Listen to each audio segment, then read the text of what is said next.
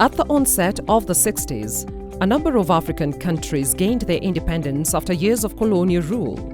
One of their key transitional steps was to initiate measures that would mark the start of a new life for their people. It is at this juncture that they joined UNESCO, confident that the organization's intellectual mandate to build peace in the minds of men and women would be of great benefit to them. Driven by a desire to reaffirm their cultural identities and to strengthen their common aspirations to achieve African unity, the country's first request to UNESCO was for the organization to help recover ownership over their past and take control on the production of knowledge regarding their heritage, their history. The role of UNESCO is to really awaken that interest in African government, to embrace who they are and invest in it. We must know our past.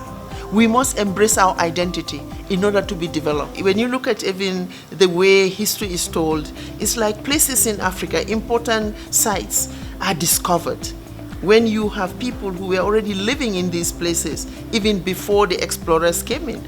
But once the explorer come in, they name the place after them as if it did not really exist before the explorers came in. We are working with the curriculum development experts who would really then be able to first work with the teachers, train the teachers to understand how to use the content, be it in social studies, be it in the science subjects, in biology, in physics, in chemistry, because all of this is important for the young people to understand how to really integrate it. It's about knowledge, it's about values, and it's about skills, all captured in the general history of Africa. Because as you extract it, you'll be able to see where it becomes relevant. So that's the role of UNESCO, to continue to really conscientize those we work with and our partners to embrace all races and to ensure that Africa and Africans accept who they are in a very positive light. For decades, UNESCO has worked to remedy the general distortion on Africa's history. The monumental task has generated 8 volumes of the General History of Africa, GHA. The second phase of the project, which brought together some 200 authors drawn from the African continent, African diasporas and other parts of the world, came up with 3 more volumes. The manuscripts are available in English, French and Portuguese. Volume 9 is an update of the 8-volume collection, while Volume 10 addresses issues related to the global African diasporas. Volume 11 looks at the challenges faced in Africa and its diasporas today. In Kenya, the process of integrating GHA in the school curriculum commenced with a shared interest and commitment for quality education amongst the learners in the areas of history and social studies. This was done through panels spearheaded by curriculum developers from the Kenya Institute of Curriculum Development alongside other stakeholders.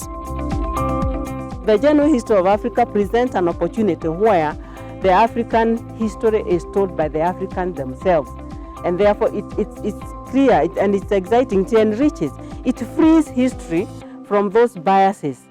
So we look at the content within the General History of Africa, then we are able to break it down and sequence it, because the scope and sequences in curriculum is very important, because depending on the age of the learner, you have to start from very basic, simple, and then it spirals. It becomes complex as the child grows to the higher levels. So far, we have already integrated the General History of Africa from in the curriculum designs for grades 4, 5, and 6. And how it was done is that after the matrices were developed, then the matrices were given to the panel that was sitting to design the curriculum. And as they designed the curriculum, they incorporated that. For grade 7, 8, and 9, we are waiting because we did the matrices after the designs were already drafted, but we have an opportunity when they will be editing the designs, we shall integrate the General History of Africa. And then for the senior school, that is 10, 11, 12, we have not done, but good enough, the matrices are ready. We are very happy that the matrices have been done in good time. we will not lose the opportunity to integrate. One of the main goals in producing the GHA was to address the need to promote history teaching from a Pan-African perspective, from basic to higher education. However, the imminent challenges in Africa and the world at large call for integration of GHA in a curriculum that is more targeted. That way, the teaching will have a better impact on the learners. When you look at the nature and character of the GHA content, the time when the content was developed, Africa, or most African countries, were emerging from colonialism. So the content sometimes may look very harsh. Sometimes it may even look like activism.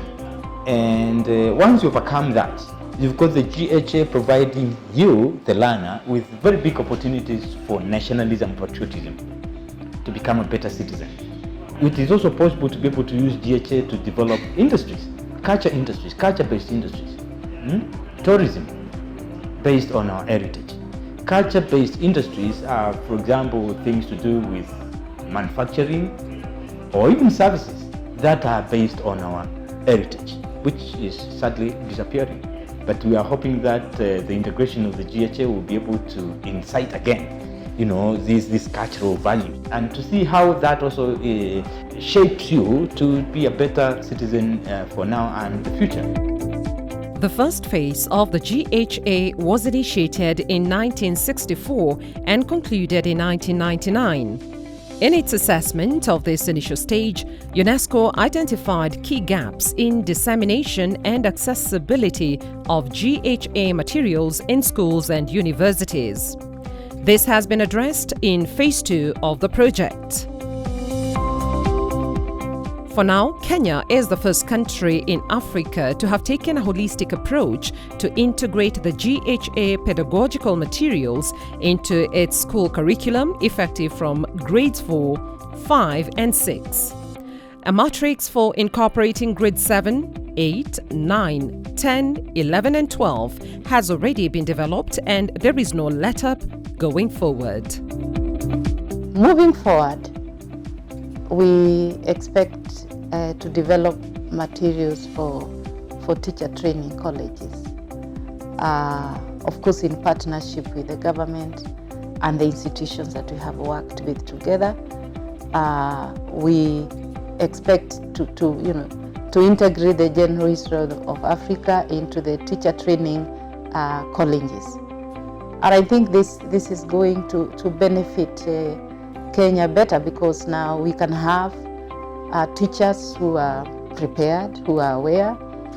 I'm sure not many people know about the general history of Africa, where we have come from, of course, since those many years when many African states probably got independence, and the only history that they know probably is very little, or they don't know at all.